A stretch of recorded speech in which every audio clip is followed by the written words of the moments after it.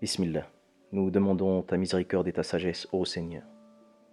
Dans ce voyage de l'existence, il arrive très souvent que nous nous égarions dans le jugement que nous portons sur le sens de la réalité de l'être humain en cette vie, sa condition, et même, pour certains, le destin de ce genre, à qui Dieu donna la même dignité.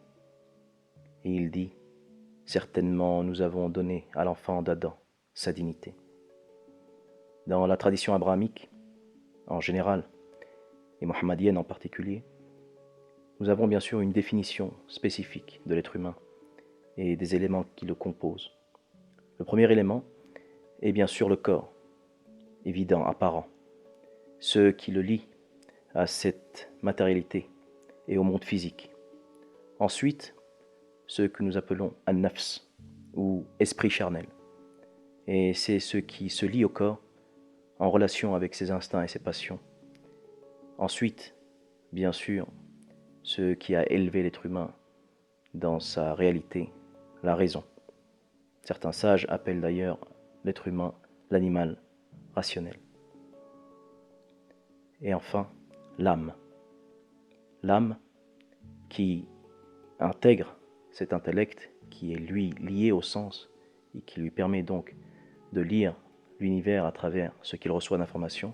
L'âme, elle, est un être supérieur et qui est ce souffle de vie, ce qu'on appelle aussi le souffle de miséricorde, qui est une création mais qui est supérieure à tous ces éléments. Et il y a, pour certains connaisseurs, dans cette âme, une faculté que nous appelons sir, ou le secret.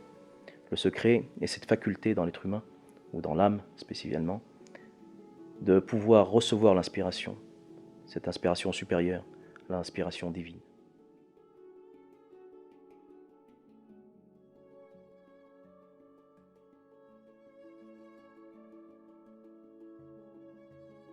En ces moments où se multiplient les débats sur la question de l'identité ou des identités humaines, en enfermant souvent cette question dans le cadre de la question socio-culturelle, il est bon de rappeler que ce qui unit les êtres humains et ce qui forme leur identité commune est bien cette âme dans notre vision. Cette âme qui est bien sûr celle qui a un pouvoir qui n'est pas celui ni du corps, ni de l'esprit, ni de l'intellect. Est-il nécessaire de rappeler que lorsque l'âme trouve son éducation et qu'elle s'élève et qu'elle arrive à cette transparence, comme on le dit si bien, eh bien se décuple en l'être humain des facultés. Un exemple serait cet événement qui se produisit un jour lorsque le calife Omar était dans le discours du vendredi et qu'il vit le compagnon Saria à des milliers de kilomètres et qu'il appela depuis l'endroit où il se trouvait à Médine pour l'informer du mouvement de l'ennemi qui était derrière la montagne.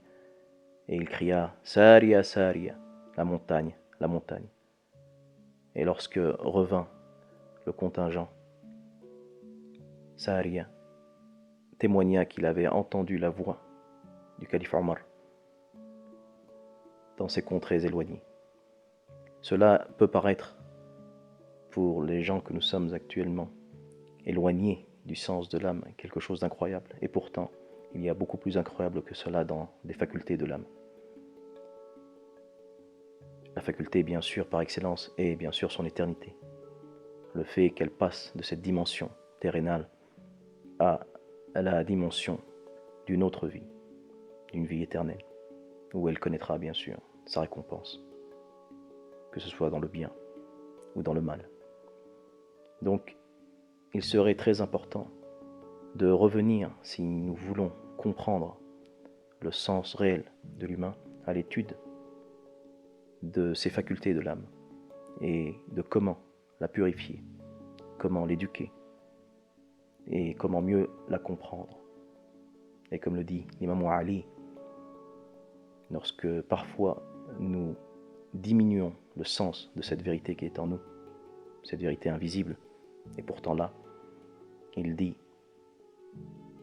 certainement, ta maladie est en toi, mais tu ne le vois pas. Et ton remède vient de toi, mais tu ne le sens pas. Tu crois que tu es un microcosme, mais en toi se ploie l'univers le plus grand.